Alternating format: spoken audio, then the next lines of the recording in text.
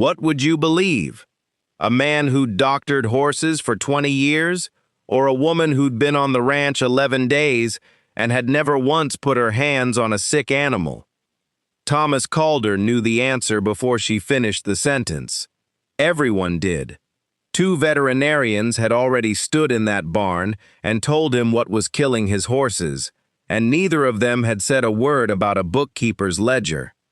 But by the time the 3rd horse went down against the stall wall, Calder would remember that question different than he heard it the first time, because the woman asking it had already found something in his numbers that no one trained to save an animal's life had thought to look for. Cora Whitfield had come to the Calder Ranch in the last week of September 1886, with a satchel of pens, a spare dress rolled tight against the cold, and a letter of reference from a Bozeman freight office that no longer existed. The winter before had taken half the cattle in Meager County and most of Calder's herd along with them, animals frozen standing up in drifts that hadn't melted until May, carcasses stacked at the fence lines like the range itself had turned its back on the men who worked it. What was left of the Calder outfit was horses, hay, and a set of account books nobody had touched since November. She'd been let go from her last position over a column of figures that hadn't been hers to begin with. A rancher's own miscounted head tally, blamed on the woman who'd only recorded what she was told. She had not argued the point loud enough to keep the job. She had promised herself, riding out of that county with everything she owned in a single trunk, that she would not make that mistake twice. If she found something wrong, she would say it plainly and stand behind it, whatever it cost her. She worked from the small office off the ranch house, a room that smelled of tallow candles and old paper, its single window looking out over the corral where Calder's remaining stock grazed in the thin autumn light. The ledgers were a wreck. Entries in 3 different hands, none of them dated properly, feed purchases scrawled sideways in the margins where the columns had run out of room, whole weeks of the die-up recorded in numbers instead of the grief that must have produced them. She did not mind the wreck. A wreck was honest work, and honest work was the only thing she had left to prove herself with. Calder himself she saw mostly at a distance those first days. A tall, sun-weathered man in his 40s, who moved through his own ranch like a man counting what he had left instead of what he'd built. He was polite to her in the way of someone who had decided the bookkeeper was a necessary expense and nothing more, courteous at meals, absent otherwise. Jed Marsh, the foreman, was warmer, stopping by the office window some mornings to ask if she needed anything hauled or fetched, an easy kindness that had nothing behind it but decency. The ranch hands treated the die-up the way men treat a wound that's mostly healed, but still aches in bad weather. They didn't speak of it directly, but it lived in the way they counted the remaining stock twice each morning, in the way nobody complained about extra chores, now that there were fewer hands left to share them. 2 men had gone that spring, drifted off to outfits with better prospects, and the ones who stayed did the work of 3 without saying so. Cora heard it in the numbers before she heard it from anyone's mouth.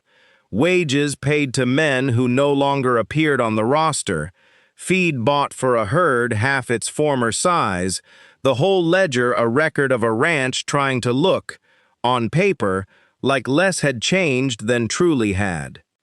She was 3 days into untangling the feed accounts when she heard the shouting from the barn. The horse's name was Duke, a big bay gelding that had pulled the supply wagon through 2 winters without complaint. He was down in his stall, legs folded under him wrong, head pressed hard into the corner boards like he was trying to push through the wall. Jed had his hand flat against the animal's neck, talking low and steady, the kind of voice a man uses when he doesn't believe his own calm.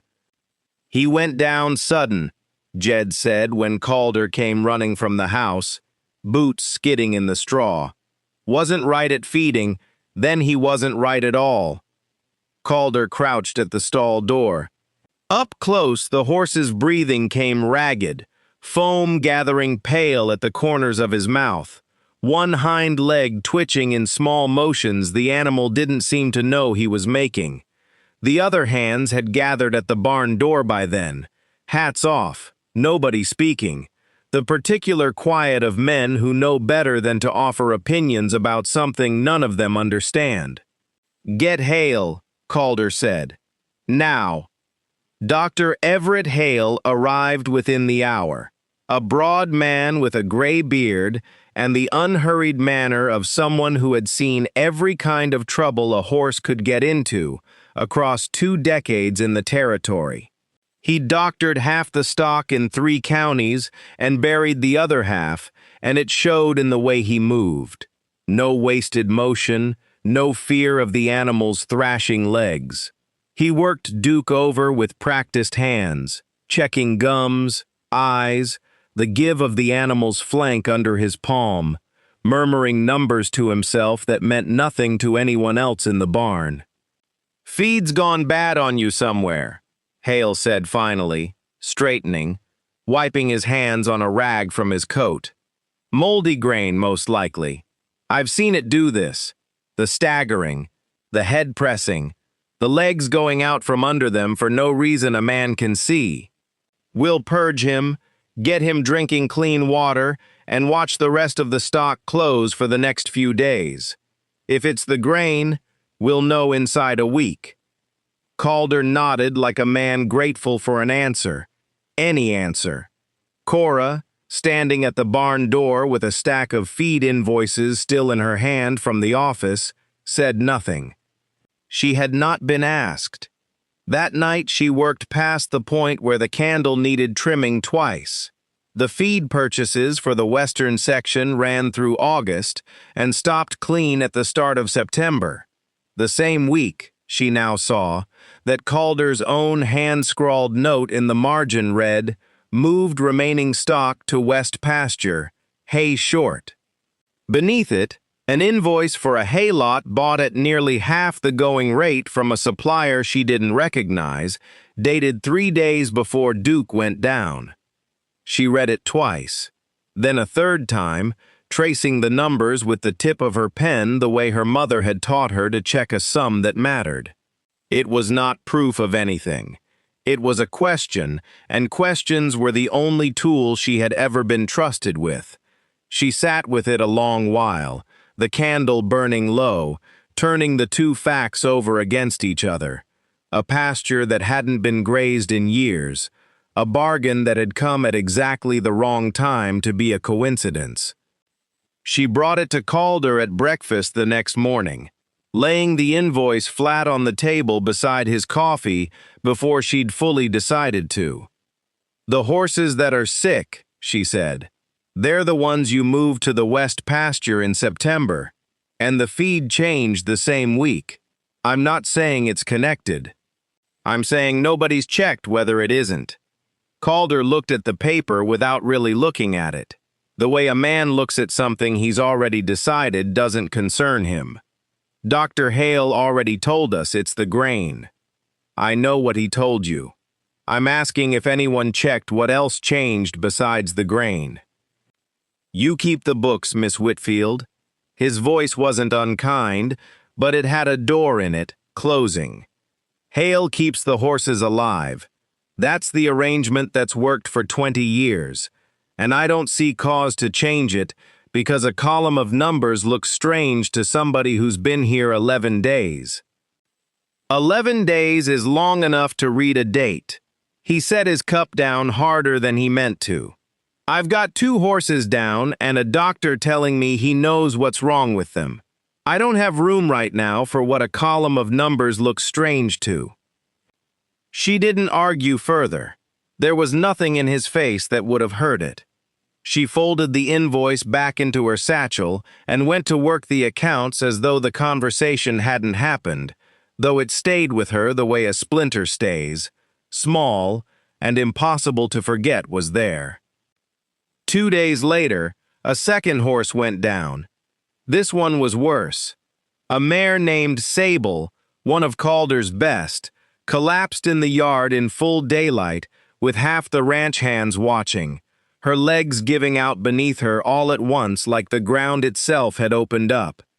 Hale's purging treatment had done nothing for Duke, who still couldn't stand without his legs sliding out from under him, and now Sable lay on her side in the dirt, her eyes rolling white, one foreleg jerking in small, useless motions she couldn't stop, a low sound coming from her that none of the hands standing frozen around her had a name for. Hale knelt beside her a long time before he spoke. "I don't know," he admitted, and it cost him something to say it. Cora could see that much from the doorway, could see the particular stillness of a man whose whole reputation had just moved under his feet. This isn't spoiled feed. I've never... He stopped himself, shook his head like he was clearing water from his ears, and for one moment his gaze drifted west, out past the corral fence, toward the high ground beyond it, before he caught himself and looked away again. "I need a second opinion. There's a younger man, out of Helena, trained more recent than I am. I'll send for him." Calder's face, watching his mare thrash in the dirt, had the look of a man doing arithmetic he didn't want the answer to. Behind him, unnoticed, Cora watched Hale's eyes go west and come back, and filed the look away the way she filed everything, without knowing yet what it meant, only that it meant something. What the second doctor missed, Dr. Silas Bramwell arrived 2 days later on a horse lathered from hard riding, carrying a leather case of instruments that gleamed like they'd never touched an animal in pain. He was younger than Hale by 20 years, clean-shaven, with the brisk confidence of a man who had trained in a proper college back east and intended everyone within earshot to know it. He examined both horses without asking Hale a single question about what had already been tried, which Cora noted from the corral fence and said nothing about. Duke still couldn't stand. Sable had stopped thrashing, which was worse, not better. She lay quiet now, her breathing shallow, her eyes tracking nothing. "Nervous system," Bramwell said, snapping his case shut with a sound too crisp for the barn around him. "Some kind of infection working through it. I've read of outbreaks like this back east. Moves horse to horse, attacks the animal from the inside before you see the first symptom on the outside. We need to quarantine the healthy stock away from these two immediately, and I'll want the barn scrubbed with carbolic top to bottom." Hale stood a little apart, arms folded, listening to a diagnosis that contradicted his own without offering a word either way. "You've seen this before? Firsthand?" "I've read the medical literature on it," Bramwell said, in a tone that suggested the distinction shouldn't matter. "And the third horse we haven't lost yet," Hale said. "What do we do for him while you're reading?" Bramwell's jaw set. "Isolation. Rest. I won't pretend to certainty I don't have, doctor, but I'd rather move careful than move wrong." "And the treatment?" Calder asked, looking between them. "Rest. Isolation. Time will tell us more than my instruments can right now." Bramwell said it like a diagnosis instead of an admission, and Calder, desperate for anything with the shape of a plan, gave the order to move the healthy horses to the north corral before nightfall. Cora watched the healthy stock get walked away from Duke and Sable and thought, they moved horses before, and that's when this started. She did not say it. She had already learned what saying it earned her. The quarantine held for 2 days, and in those 2 days the ranch settled into a strange, brittle waiting. Bramwell scrubbed the barn boards with carbolic himself, sleeves rolled to the elbow, insisting the hands do the same to their boots before crossing between corrals. Hale kept his distance from the younger man's instructions without openly defying them, tending Duke and Sable with the same purging routine that hadn't worked the first time and showed no sign of working the second. Calder walked the fence lines at dawn and again at dusk, counting the healthy stock the way Cora had watched the whole ranch count things that year. Twice, as if a number might change on the second pass if a man wanted badly enough for it to. At supper on the second night, with Bramwell holding forth on nervous infections he'd read about in journals none of the ranch hands had ever seen, Hale sat quiet at the far end of the table, working his knife against a piece of bread longer than the bread required. "You've not asked what changed on this ranch before the first horse went down," he said finally, not looking up. "Only what's wrong with the horse. The two aren't always connected, Doctor. On a working ranch," Hale said, "they generally are." Bramwell didn't answer that. He excused himself early, and Cora, clearing dishes near the kitchen door, caught the look Hale wore afterward.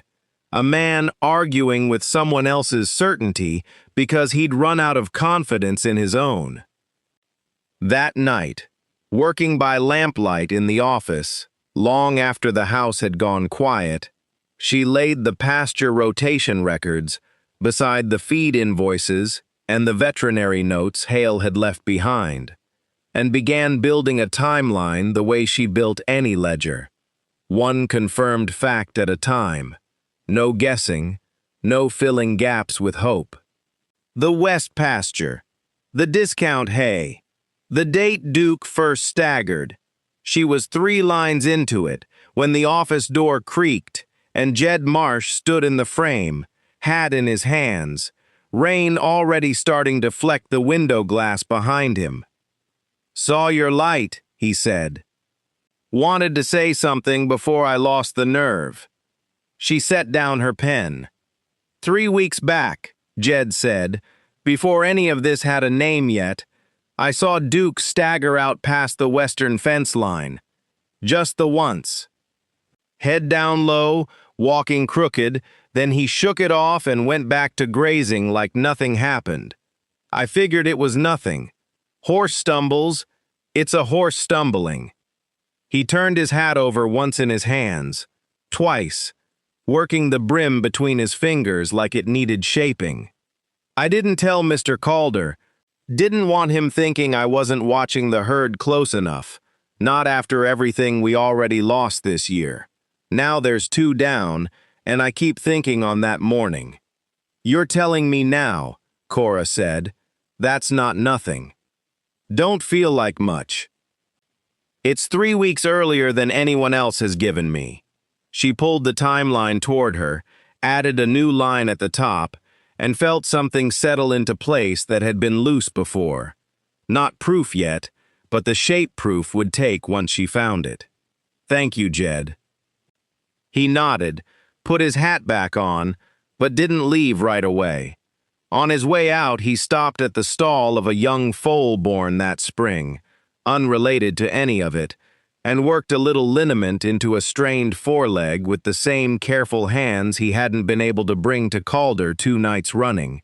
He talked to the foal low, the way he'd talked to Duke, and for a moment the whole ugly week seemed to hold still around one small gentleness that asked nothing back before it was gone again, and he was out the door into the rain that hadn't yet decided how hard it meant to fall. The next afternoon, with the timeline built and the invoice dates lined against it clean as a column of sums, Cora walked out to the west pasture herself. It was farther than she expected, a long climb over broken ground that had gone unused long enough for the grass to come back wild and thick. The sky had gone the color of old iron, clouds stacking low over the far ridge, and the wind carried a mineral smell off the higher ground that hadn't been there in the yard. Grasshoppers scattered ahead of her boots through grass gone brittle and pale with the season, and somewhere off to the east, A hawk turned slow circles over ground it hadn't hunted since before the die-up emptied it of anything worth hunting. She walked the fence line slow, the way she read a column of figures, not looking for the obvious thing, looking for the thing that didn't belong. She found it in a low draw where the ground stayed damp longer than the rest of the pasture, a low, silver-leafed weed growing thick in a patch the size of a small room, its leaves fine and almost soft-looking, clusters of pale purple flowers gone to seed and rattling faintly in the wind. She had seen its likeness before, once, in a remedy book her mother kept, under a warning written in her mother's careful hand. Do not let stock graze here. It takes the mind before it takes the body. Locoweed. Ground disturbed by the die-up losses, reseeded thick where no one had grazed it in years. Exactly the kind of forgotten corner a man desperate for pasture would move his herd into without a second thought. She stood in the draw a long moment with the wind moving the grass around her, the weeds' soft leaves trembling like they had nothing at all to do with what they'd done. Then she picked several stems, wrapped them in her handkerchief, and walked back down the hill fast, the sky darkening fast behind her, the first cold drops finding the back of her neck before she'd gone a quarter mile. She was too late for what she found at the barn.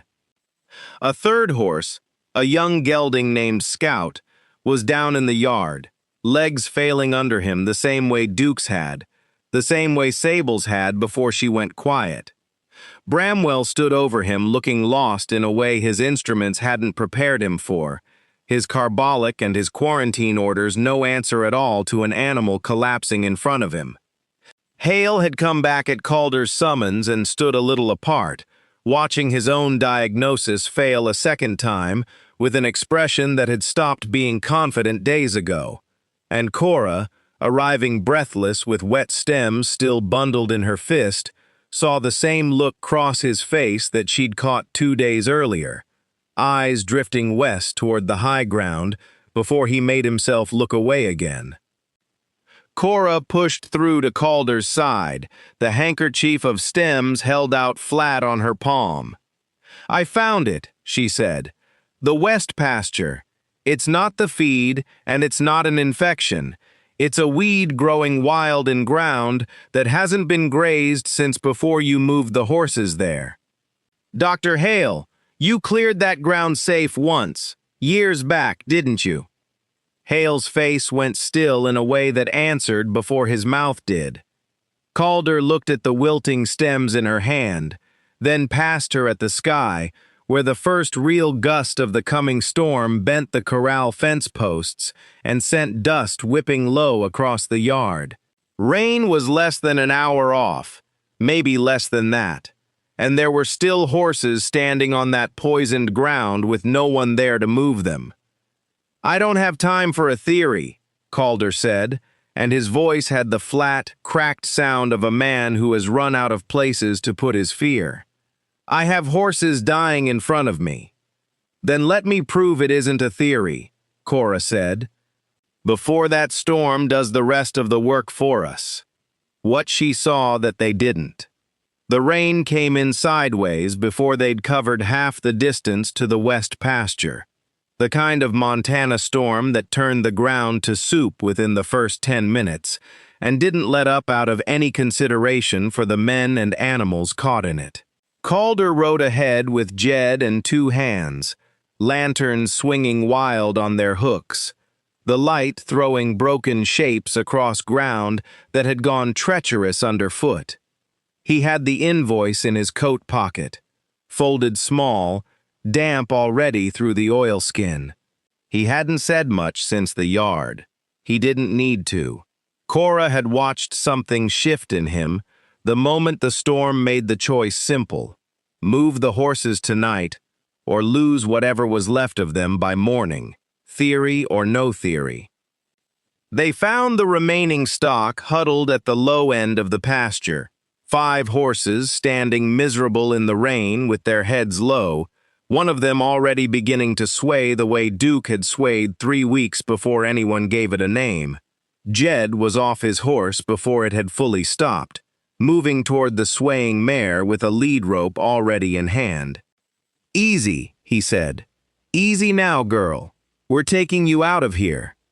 They worked in the dark and the mud, hands slick on wet leather, lanterns guttering low against the wind, thunder rolling somewhere behind the ridge, close enough now to feel through the ground. One horse balked hard at the gate, planting all 4 legs and refusing the lead, ears pinned flat against the crack of thunder, and it was Calder himself who went to her, talking low the way Jed had taught him, without either of them ever calling it teaching, one hand steady on her neck until she finally walked. Halfway to the gate, the swaying mare's legs went out from under her entirely, folding into the mud with a sound that carried over the rain. "Get under her shoulder," Cora called, already moving, mud past her ankles, rain running cold down the back of her collar. "Lift with your legs, not your back. She'll fight it if you pull from the front." They got her up between 3 of them, Jed at the shoulder, Cora bracing the flank, Calder at the head keeping her eyes on something other than her own fear, all 3 of them shouting instructions over each other and the wind until the mare came up shaking but standing, and they walked her the rest of the way out on legs none of them fully trusted, one slow step at a time through ground that sucked at every boot and hoof alike. The remaining 4 came easier, though nothing about that night was truly easy. A young gelding shied hard at a crack of thunder directly overhead and nearly pulled a hand off his feet before Jed got a second rope on him, and the last mare through the gate stopped dead at the threshold and had to be coaxed the final 10 feet with a hand flat and patient against her nose, while the rain came down around them both, like the sky had simply given up holding any of it back. Nobody spoke more than they had to. There wasn't breath to spare for anything beyond the next horse, the next stretch of bad ground, the next animal that needed convincing its legs still worked. By the time the last horse cleared the gate, the storm had settled into a steady, exhausted rain, and the 5 of them stood in it a moment without moving, the way people do after the thing they were bracing for has already happened and left them standing in the wreck of it, unsure what to do with hands that don't have work left to do. Hale found the patch himself before they rode back, walking the draw alone with a lantern held low, and when he came back up the slope, his face had the look of a man who had just finished reading his own error written out plain. He said nothing to Calder about it that night, but he stopped beside Cora at the gate on his way past, rain dripping off his hat brim, and said only, "I cleared that ground myself, 10 years back. Told myself it'd stay clean because I said it was clean." He didn't wait for her answer. He didn't seem to want one. Calder found Cora at the corral fence afterward, both of them soaked through, watching the horses settle into the dry pasture on the other side of the yard. "The hay was cheap because I bought it cheap," he said, not looking at her. "Man came through in August offering half the going rate, and I didn't ask why it was half, because half was the difference between feeding what's left of my stock and not. I moved them to the west section because it hadn't been grazed since before my father died, and grass that's rested that long looks like a gift when you've got nothing else." He turned the invoice over in his hands, the ink already starting to run. 2 men with medical training stood over my horses, and neither one of them thought to ask what I'd changed. "You did. First morning you were here, near enough." "I could have found it sooner," Cora said. "I sat on that invoice 2 extra days because you told me to let Hale do his work. I should have walked that pasture the same morning I found the date." You'd have been walking it in the dark with no more proof than a hunch. Calder shook his head slow, rain running off the brim of his hat. I've spent this whole year being the man who didn't ask the right question at the right time. I don't intend to let you carry that too, not over 2 days. He didn't say anything else for a while. The rain kept coming, softer now, and somewhere behind them a horse shifted its weight and blew out a long breath into the wet air. The ordinary sound of an animal simply standing, simply alive. Duke did not last the night. He'd been down too long before anyone understood what they were fighting, and no amount of moving him off that ground could undo 3 weeks of poison already settled deep. Sable and Scout both stood again by morning, unsteady but upright, drinking clean water from a trough on ground that had never grown anything but honest grass.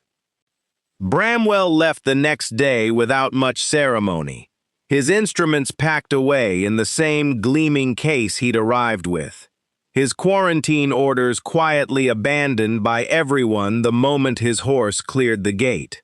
He said nothing to Cora on his way out, though he paused at the barn a moment longer than the errand required, looking at Sable's improving stance with an expression that might have been the start of a harder lesson than any he'd learned back east.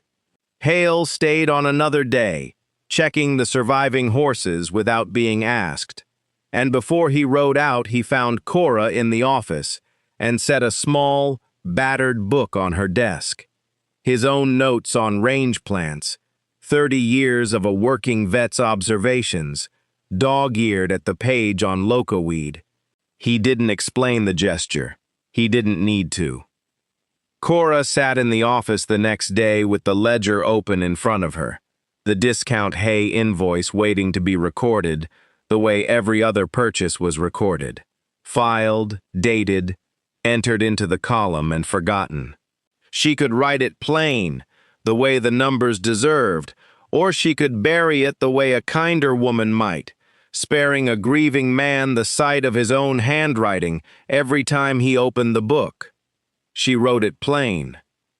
Calder came in as she was finishing the entry, saw what she'd written, and said nothing to stop her. He only stood a moment reading his own mistake in her clean, careful hand, and then nodded once, like a man agreeing to carry something he'd rather set down. Out past the office window, the surviving horses stood in the new pasture in the flat gray light of morning, tails switching slow against a cold that had teeth in it now, breath fogging pale above their heads. One stall in the barn stayed empty. Nobody on that ranch mentioned it out loud that day or any day after, though Jed swept it clean every morning anyway, the way a man tends a thing he can't bring himself to leave neglected. She still thinks about that pasture sometimes, not the weed itself, but the way it had looked so ordinary from a distance. Soft leaves, small purple flowers, nothing in its shape that announced what it was capable of. Most of the things that undo us look that way up close. It's rarely the loud danger that gets you. It's the quiet one, growing patient in a corner nobody thought to check, waiting on somebody willing to walk that far out and look. Somewhere past the edge of every ranch, every ledger, every trade a person spent years mastering, there's a corner nobody's walked in a while, a column that stopped getting a second look because it's easier not to give it one. Cora Whitfield never asked to be the one who noticed. She just happened to be the one willing to keep looking after everyone with more standing than her had already decided they'd seen enough. That's the part of this story worth carrying past the barn door. Not that she was right, but that she said so anyway. 11 days in, with nothing behind her but the numbers and the nerve to trust them,